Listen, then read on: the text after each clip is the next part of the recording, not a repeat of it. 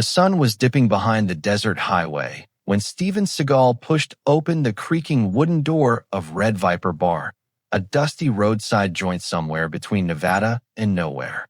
The place wasn't fancy. Dim neon signs, sticky floors, old rock music humming from dusty speakers. But it was quiet enough for a man who preferred silence over crowds. Steven wasn't dressed like a celebrity. No black trench coat, no sunglasses, just a simple dark shirt, jeans, and that unmistakable calm presence, like a storm hidden inside still water.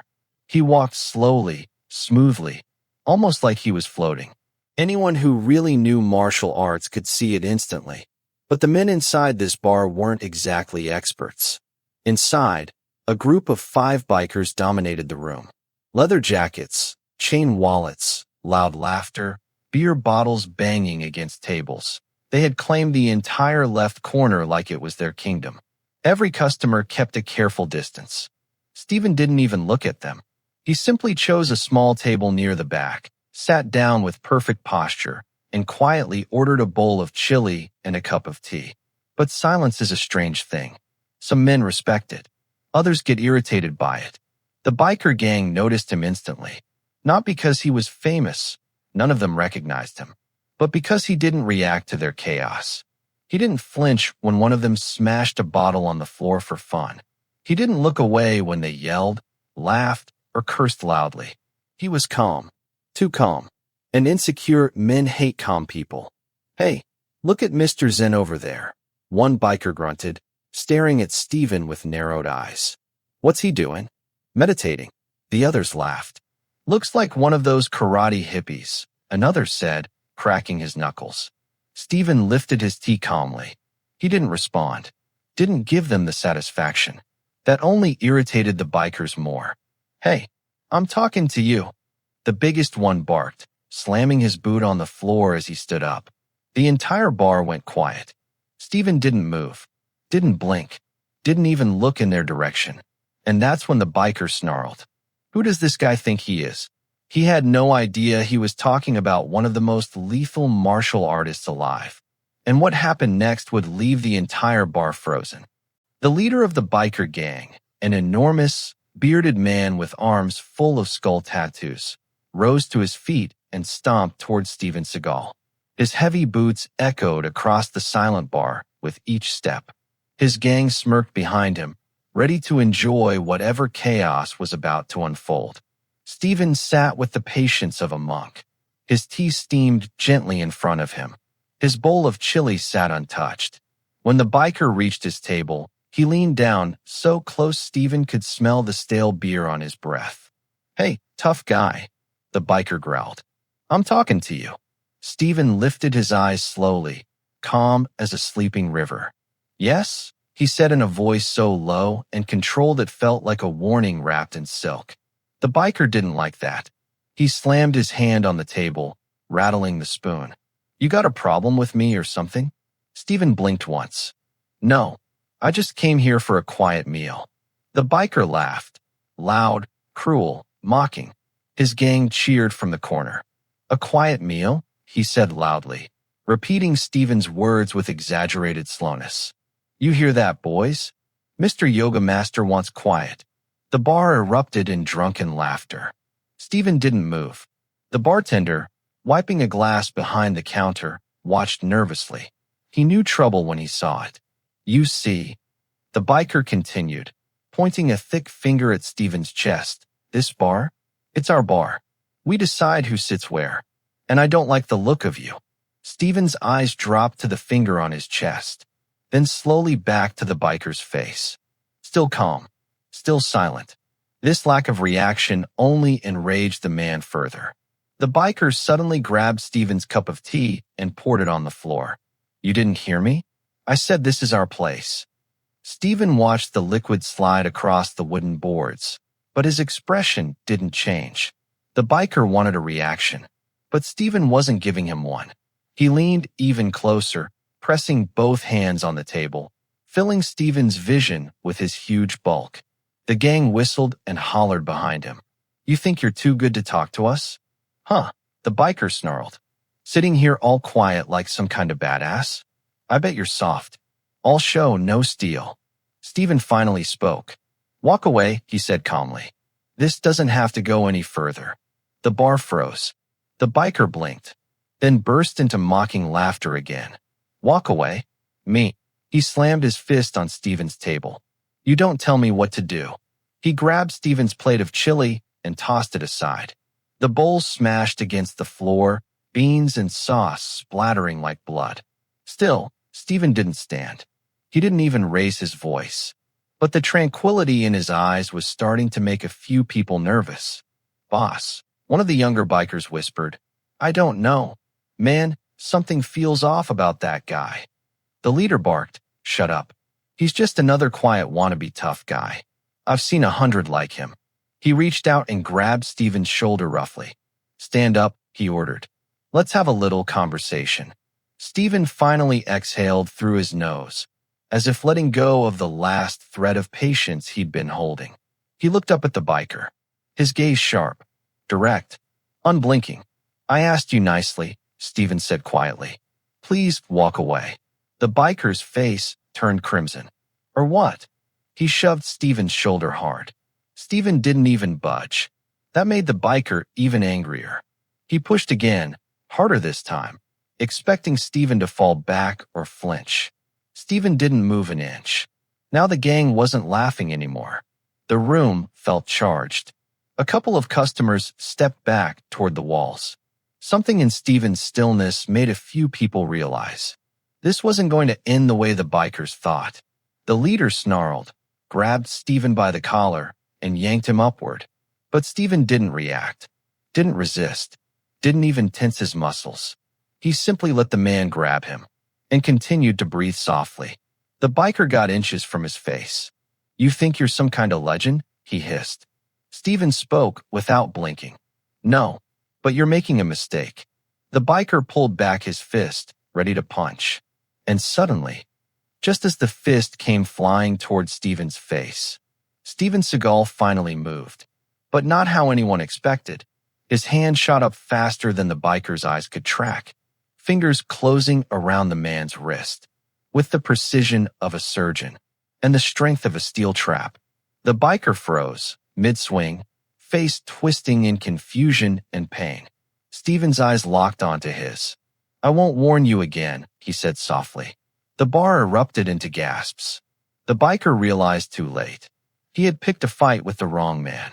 The bar had shifted into a battlefield, but Steven Seagal stood in the center as calm as a mountain before sunrise. The fallen bikers groaned on the floor, clutching dislocated wrists, throbbing elbows, and bent fingers, courtesy of techniques they couldn't even name. Behind the bar, Mia stared in disbelief, her breath caught halfway between fear and awe. The jukebox, knocked during the earlier chaos, crackled and switched songs, an old blues track humming through the room.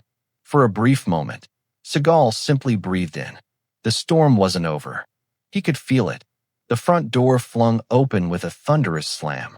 A cold gust of night air swept inside, carrying dust, diesel fumes, and the heavy metallic scent of trouble. A much larger figure stepped in. Kruger, leader of the Iron Jackals, a man whose police file was thicker than most novels, known for breaking bones the way other men cracked knuckles. His boots thudded across the floorboards. His beard was thick, braided with steel rings. A tattoo-covered neck like a tree trunk. Leather vest stretched across muscle that looked carved out of concrete. He scanned the wrecked bar. His men on the floor. Tables shattered. And in the middle, one calm, expressionless man dressed in black. You the one who did this. Kruger growled, his voice low like a predator discovering an intruder in its den. Seagal didn't move. Your boys tried to start something they couldn't finish. A ripple of cold fury passed over Kruger's face. You've got no idea who you're dealing with. Seagal cracked his neck slightly. Neither do they. Mia whispered to herself, Oh God. Stephen, just leave. Please. But it was too late. More bikers poured inside, reinforcements. Maybe 12. Maybe more. Heavy boots, heavy fists, heavy egos. Kruger smirked. Last chance, old man. Apologize, hand over your cash, and maybe you limp out alive. Seagal slowly turned his head, eyeing the exits, the positions of every biker, and the weight distribution of each man's stance. It took him less than a second. He had already won. He just hadn't shown them yet. I don't hand over anything, Seagal said softly, especially not to amateurs. A murmur moved through the bikers. The biggest one stepped forward, cracking his knuckles. Kruger lifted a hand, stopping him. No, he's mine. The room thickened with tension. Mia grabbed the phone to call the police, but the signal died. The storm outside was cutting the lines again. Seagal raised both hands, not in surrender, but in readiness. His fingers loose, shoulders relaxed, like a grandmaster settling into the first movement of a deadly dance. Kruger roared and charged. His fist, the size of a small boulder, sliced through the air toward Seagal's jaw. But Seagal wasn't there. He sidestepped, silently, effortlessly, letting the punch pass close enough to stir the air by his cheek. Kruger blinked. Before he could pivot, Seagal's palm shot forward, crashing into Kruger's chest like a battering ram. The massive biker stumbled backward, boots scraping across the floor. The crowd inhaled sharply. Kruger regained his footing, snarling. He lunged again, this time faster, with a brutal flurry meant to break ribs and shatter teeth. But Seagal's movements blurred. A deflection here, a redirect there, each touch redirecting Kruger's force against him. Then, a clean, precise joint lock. A twist. A pop. Kruger howled as his wrist bent in a direction nature never intended. Seagal shoved him away. The hulking leader crashed into a table, splintering it beneath his weight. The other bikers panicked. Get him! 8 men rushed at once. Seagal flowed between them like shadow and steel. A grab to the collar, flip, body hits the floor. A wrist caught mid-punch, twist, man screams, dropped. A knee buckles, a heel kick disables him. 2 came from behind with chains. Seagal ducked, grabbed the nearest bar stool, and swung it with effortless precision. Wood shattered across their faces, dropping both instantly. Mia watched, frozen. This wasn't a bar fight. This was a demonstration, a lesson in power and restraint. Soon, only Kruger remained conscious. He rose slowly, breathing hard, humiliation burning in his eyes. You're dead, he snarled. Seagal approached him calmly, step by step, like a teacher walking toward a stubborn student. Kruger swung wildly. Seagal caught the punch, held it, and gently, almost politely, brought the man to his knees. You started something you can't understand, Seagal said softly. And I don't fight for ego, but I finish what needs finishing. Kruger spat blood. You'll regret this. Seagal leaned closer. No, but you will. He released the man, letting him collapse to the floor. Silence filled the bar again. Mia exhaled shakily. Who are you? Seagal looked at her, expression unreadable. Just a traveler passing through. He placed a 20 on the counter. For the trouble.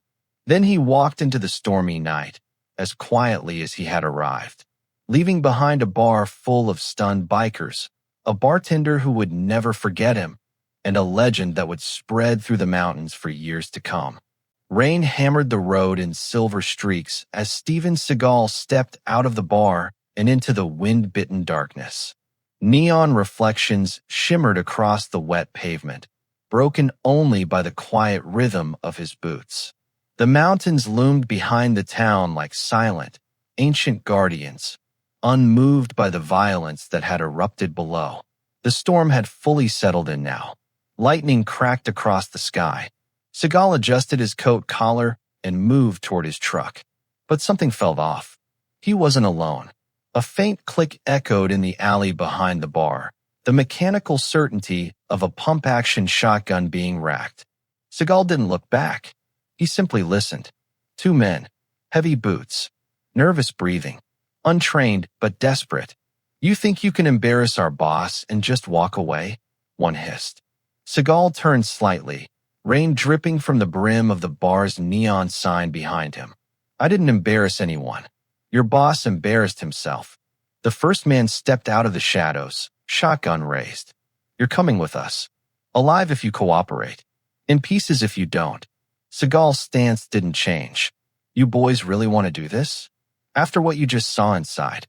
The second biker appeared from behind a dumpster, holding a chain. His voice trembled. Kruger ain't done with you. Seagal sighed. What happened next was over before either biker could blink. He stepped forward, not fast, but precise. A single motion, redirect the shotgun barrel upward, strike the wrist, weapon drops. Before the man could scream, Seagal trapped his elbow and flipped him into the puddle-covered asphalt. The second man swung the chain. A predictable arc. Seagal ducked, wrapped the chain around the biker's forearm mid-swing, and yanked him forward into a hard knee strike. Both men lay groaning in the cold water. Seagal knelt, gripping the shotgun by the stock. Tell Kruger this is over, he said, and he should be smart enough to leave it that way. He tossed the shotgun aside, wiped rain from his sleeve, and walked toward his truck. But as he reached the driver's side door, his instincts tightened. Headlights appeared at the far end of the street, multiple sets. Big engines growled through the storm. Motorcycles and trucks. The Iron Jackals weren't backing down. They were escalating. Mia rushed out of the bar behind him, hair soaked from the rain. "Stephen, you have to go," she cried. They called the whole chapter. "They're coming for you." "I know," he said calmly. "You can't fight all of them." He turned. "Eyes steady. I'm not planning to." The engines grew louder, approaching fast. Seagal looked at Mia. "Get inside. Lock the doors. Don't open them for anyone until the police show up." "But, go." She hesitated, then ran back into the bar. Seagal got into his truck, but he didn't start the engine. Instead, he watched the gathering storm of headlights as 4 trucks and nearly 20 bikes formed a blockade across the road. Kruger stumbled out of the lead truck, arm in a makeshift sling, fury growing like wildfire behind his eyes. He pointed directly at Seagal. "That's him. Bring him out." Men with bats, blades, and metal pipes poured into the street. Seagal stepped out of his truck, closing the door behind him with quiet finality. Kruger laughed. "You must have a death wish." "No," Seagal replied. "Just a low tolerance for stupidity." The bikers spread in a semicircle around him. One of them, tattooed from neck to fists, cracked his knuckles. "Hope you're ready, old man." Seagal didn't even raise his hands. "I won't warn you again," he said. "Walk away. Now." Rain thundered harder. Thunder rolled overhead. And no one moved. The big tattooed biker lunged first. Seagal pivoted, sidestepped, and drove a palm strike into the man's sternum, dropping him as easily as someone folding a towel. Another charged with a pipe. Seagal caught the swing, twisted the man's wrist, turned, and used the pipe itself to knock out 2 more attackers. The street exploded into chaos, flashes of fists, bodies thudding into asphalt, rain mixing with the rage of 20 men who'd brought numbers instead of skill. Seagal became a blur. One motion to take a man's balance. Another to redirect a punch into its owner's jaw. Quick locks, throws, disarms, precision, not brutality.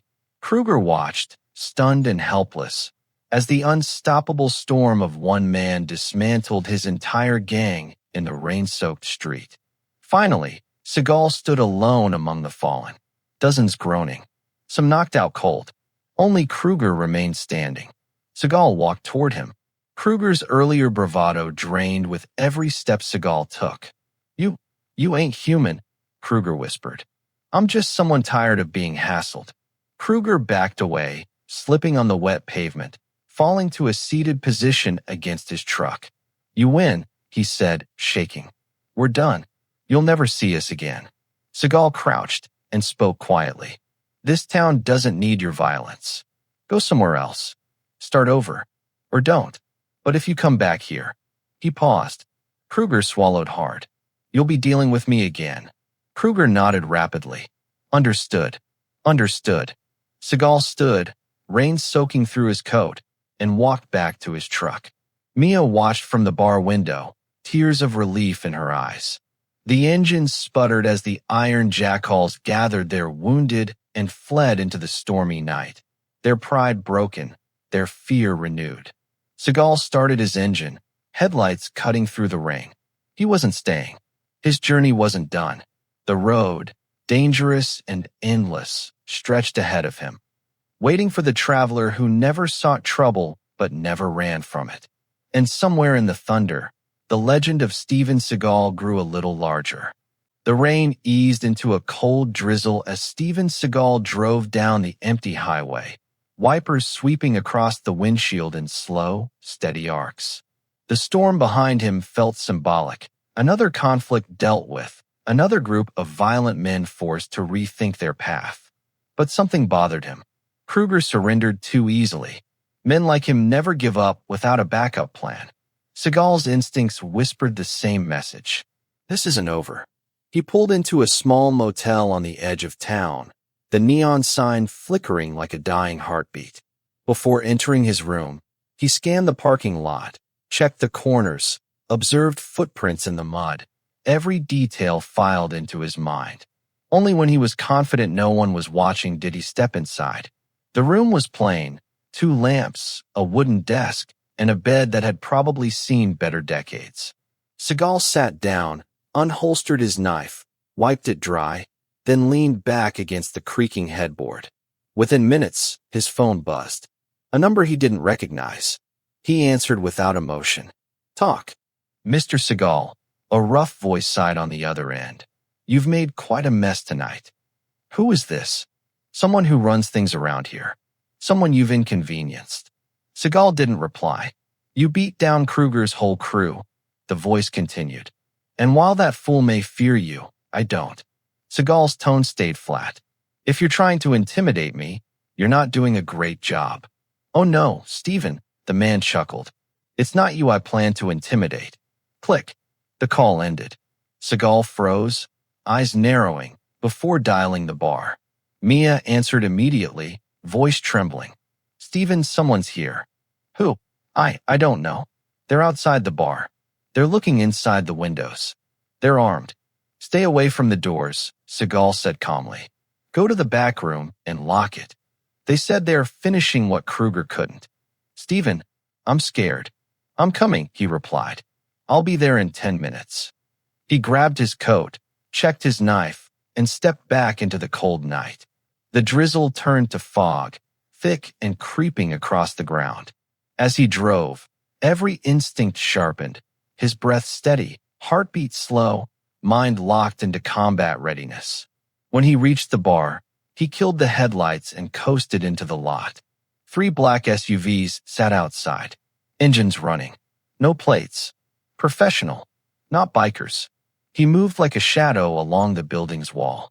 Through the windows he saw them. 6 mercenaries inside, all in tactical gear, black gloves, military-grade weapons. The leader, a tall, bald man with a scar across his left eye, stood in the center. Find her, he ordered. Kruger wants leverage. Seagal stepped into the doorway. You boys looking for me? 6 rifles snapped toward him. The leader didn't flinch. Well, the man of the hour. You're not with the Iron Jackals, Seagal said. No, the leader replied. We're the ones who own the Iron Jackals. They push our product. You broke our distribution hub tonight. So that was it. The gang wasn't acting alone. There was a cartel above them. And now we're here to clean up the mess, the leader added. Seagal closed the door with his heel. Your mess just got bigger. He moved. A blur. Lightning without thunder. Before the nearest mercenary could pull the trigger, Seagal slammed his arm aside, snapped the man's elbow, and used his own rifle to strike the next attacker in the throat. Gunfire exploded, bullets shredding wooden tables as Seagal rolled behind the counter. 2 mercenaries rushed him. Seagal grabbed a fallen bar stool, pivoted, and smashed it across one man's jaw. Another leaped over the counter, but Seagal caught him midair, redirecting his momentum and slamming him to the floor with enough force to knock the breath from his lungs. The leader barked orders. Spread out. Corner him. But Seagal was already on the move. He slid across the floor, kicked a rifle under a booth, and drove his knee into another mercenary's ribs. A blade flashed. One merc pulled a combat knife and lunged. Seagal parried, twisted the wrist, disarmed him, and flipped the knife, the blade stopping at the mercenary's throat. "You should have stayed home tonight," Seagal whispered before knocking him unconscious. Only the leader remained. He clapped slowly. "You're everything they say you are." "And you're exactly what I expected," Seagal said. "You killed 5 of my men tonight. That doesn't come cheap." "No one died," Seagal replied. "They're just unconscious." The leader smirked. "Allow me to fix that." He raised a suppressed handgun and fired. But Seagal had read the motion before the man even pulled the trigger. He grabbed a table, flipped it, used it as a shield, and charged. The leader fired blindly until Seagal crashed into him, tackling him through a booth. The gun skittered across the floor. The leader threw a punch, strong but sloppy. Seagal caught it, trapped the shoulder, and drove his palm into the man's sternum. Once, twice, the leader gasped for air. Seagal leaned close. "You're done here." He delivered a precise strike to the man's temple, dropping him on.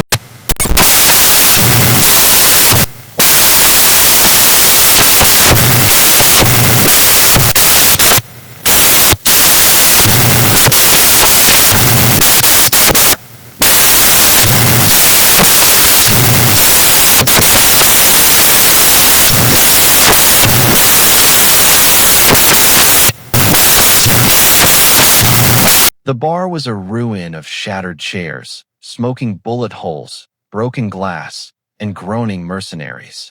The fog outside thickened, swallowing the neon sign until it hummed like a ghost above the chaos.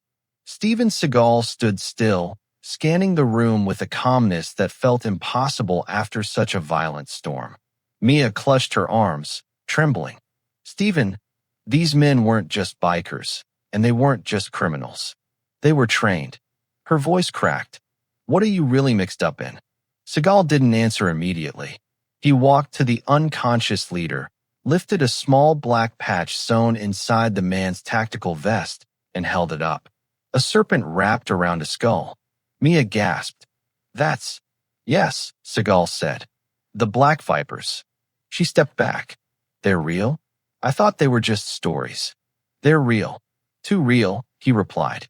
"And if they're here, then the man behind all this isn't Kruger. It's someone much worse." Before she could respond, a deep rumble echoed outside. Engines. Not motorcycles. Larger, heavier, more controlled. Seagal turned off the remaining lights with a swift motion, plunging the bar into darkness. Only the soft glow of lightning illuminated the broken room. "Steven, what's happening?" Mia whispered. "They sent the cleanup crew. The real killers." A black van pulled into the lot, stopping with surgical precision. 3 men stepped out, tall, silent, armored, and disciplined. Their movements were synchronized, almost military. Their weapons were suppressed SMGs, grips tight, stances locked. One spoke into a radio. "Command, we've located Team Delta. All vitals flatlined." Mia's heart dropped. "They think you killed them." "That's how their boss will see it," Seagal replied. "And that means they won't stop." The men fanned out toward the entrance. Seagal motioned lightly. "Stay behind me." The door creaked open. A flashlight beam sliced through the darkness. "Room clear," one whispered. "No visual on target." Seagal moved like a silhouette sliding across the floor, silent, fluid, unreadable. He reached the first mercenary before the others registered his presence, covering the man's mouth while delivering a precise neck strike that dropped him instantly. The flashlight clattered to the floor. "Contact," the others shouted. Gunfire erupted, short, controlled bursts. Bullets tore through tables, glass, and drywall. Mia ducked behind the counter, covering her ears. Seagal grabbed the fallen mercenary's SMG, slammed a fresh magazine from the vest, and fired 2 precise shots. Not killing, just disabling. One bullet struck a man's shoulder, knocking him off balance. The other hit the wall beside the last mercenary, just enough to force him into cover. He didn't want bodies. He wanted answers. Seagal advanced. The mercenary lunged from the shadows, swinging a combat knife. But Seagal sidestepped, trapped the arm, and pinned the man to the floor with an arm lock so tight the man gasped. "Who sent you?" Seagal demanded. The mercenary spat blood. "You already know." "Say it," Seagal growled. "The Serpent." The mercenary's voice cracked. "He runs everything from Mexico to Nevada. Kruger works for him. We all do." Seagal tightened the hold. "Where is he?" "You think I'd tell you?" the man hissed. "He'll kill me." Seagal leaned closer. "He won't get the chance." The mercenary's bravado faded. He whispered the words like a death confession. "Warehouse. Route 19. The old rail yard." Seagal released him. The man slumped, unconscious. Mia emerged slowly, shaky but alive. "Stephen, who is the Serpent?" "A man who built an empire on fear," Seagal said. "And he's come a long way to protect it." Mia looked at the broken bodies. "At this point, can you even walk away?" "No." She swallowed hard. "Then I'm coming with you." "No, you're not," Seagal said firmly. "This is between me and them. And I'm supposed to just wait here? Alone? What if more of them show up?" Seagal paused. She was right. "You're safer with me," he finally said. He helped her into the truck, checked the surroundings, and started the engine. The wipers beat against the windshield as they pulled out of the lot and onto the road. For several minutes, neither spoke. The night loomed around them, dark, heavy, and tense. Finally, Mia whispered, "Why are they after you?" Seagal's jaw tightened. "Years ago, I dismantled one of the Serpent's trafficking routes, put half his men in prison, shut down his cash pipeline. He swore revenge. I thought he gave up, but he didn't." "No," Seagal said. "He waited for the perfect moment to strike." "Why tonight?" she asked. Seagal glanced at her through the rain-blurred windshield. "Because Kruger told him I was here." The truck drove deeper into the night, toward the old rail yard, toward the Serpent, toward a confrontation that had been waiting years. The rain had finally stopped, leaving the world drowned in silence as Steven Seagal's truck rolled toward the abandoned rail yard. Rusted train cars stretched across the desolate landscape like the bones of a massive metal beast. Dim floodlights flickered across the open space, cutting lines of harsh white over broken tracks and empty boxcars. Mia stared out the window, fear tightening her breath. "Stephen, if this man, the Serpent, is as dangerous as you say, how do we stand a chance?" Seagal parked beneath an old loading crane and turned to her with that same unshakable calm. "Fear is his weapon. He can't fight without it. Stay close, stay quiet, and don't move unless I tell you." She nodded. Seagal stepped out into the cold night and scanned the yard. His instincts flared, dozens of armed men stationed across the shadows. Snipers on the roof, guards near the warehouse doors. This wasn't an ambush. It was a fortress, and at the center stood a man trained enough and cruel enough to run it all. A deep voice echoed across the yard. Well, the infamous Steven Seagal." A tall figure emerged from the warehouse doorway, dressed in a black long coat and surrounded by a dozen heavily armed guards. His face was lean, his eyes venomous, and around his neck hung a silver medallion shaped like a serpent eating its own tail. The Serpent himself. "I've heard stories," the Serpent continued, walking closer. "A man who can break an army with his bare hands. Tonight, I'd like to see if the myth matches the reality." "Let's talk about Kruger," Seagal said. "Why send your whole army because your puppet picked a fight he couldn't finish?" The Serpent smirked. "Kruger is nothing but a tool. But you're the wrench that broke my machine. So fix it," Seagal said. "Gladly." The Serpent snapped his fingers. Gunfire erupted. Dozens of rounds lit the night. Mia ducked behind the truck as bullets shredded the air. But Seagal was already moving. He slid behind a stack of crates, returning fire with a fallen guard's rifle. Short, controlled bursts disabling their legs and arms instead of killing. He sprinted through the maze of train cars, knocking down mercenaries with surgical precision. One rushed him from behind. Seagal flipped him over his shoulder and pinned him with a forearm choke. Another charged, swinging an iron baton. Seagal caught the wrist, spun him, and sent him crashing into a steel beam. Every move was efficient, every strike decisive. The legend was real. Within minutes, the yard was silent except for groaning men and the distant hum of floodlights. The Serpent watched from the warehouse entrance, rage boiling into disbelief. "You came into my territory," he hissed, drawing a long, curved blade.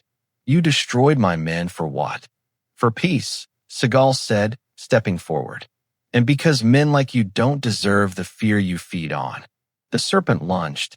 He moved fast, faster than any of his men, blades slicing the air with expert precision. Seagal blocked, parried, sidestepped. He flowed like water around the strikes. The Serpent swung again, but Seagal caught the wrist, twisted, and nearly snapped the arm. The blade fell, clattering to the ground. Seagal struck the ribs, 3 rapid blows. The Serpent stumbled.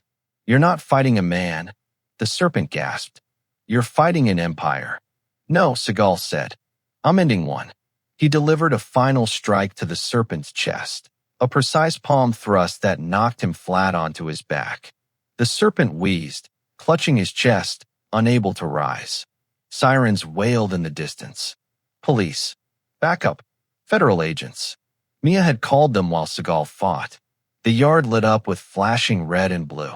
Officers swarmed the area, cuffing the injured mercenaries. A federal agent approached Seagal. "We got the call. You just dismantled a trafficking network we've been tracking for years." Seagal nodded. "Clean it up." The agent looked around. "Where will you go now?"